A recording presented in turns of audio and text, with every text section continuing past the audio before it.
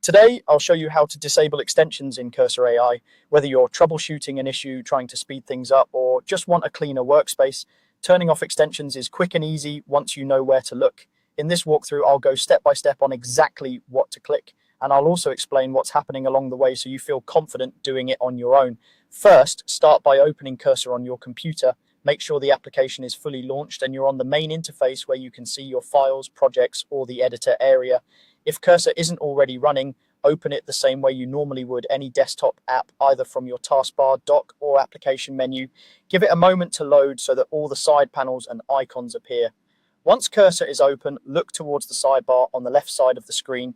Here you'll see various icons for different parts of the app. You're looking for the extensions icon. It usually looks like a small square or block-based icon representing extensions or add-ons. If you prefer using your keyboard, you can also open this panel using the shortcut Ctrl plus Shift plus X. Press those keys together and the extensions view should slide into focus.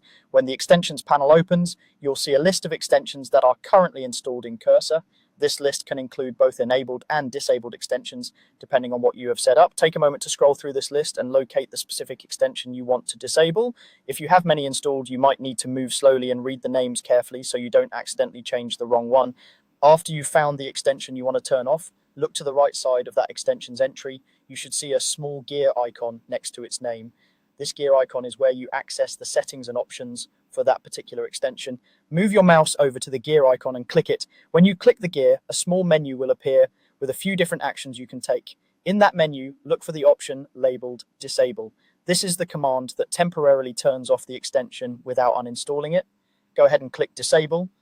Once you've done that, Cursor will switch that extension off. In many cases, you'll see a visual change, like the extension becoming grayed out or marked as disabled in the list. That's your confirmation that it's no longer active.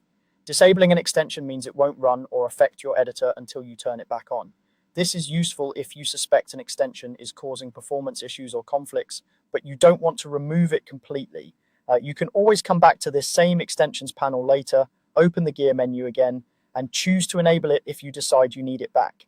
If you're adjusting more than one extension, simply repeat this same process. Find the extension in the list, click the gear icon, and select Disable. Taking a minute to review which extensions you really use can help keep Cursor running smoothly and make the interface feel less cluttered.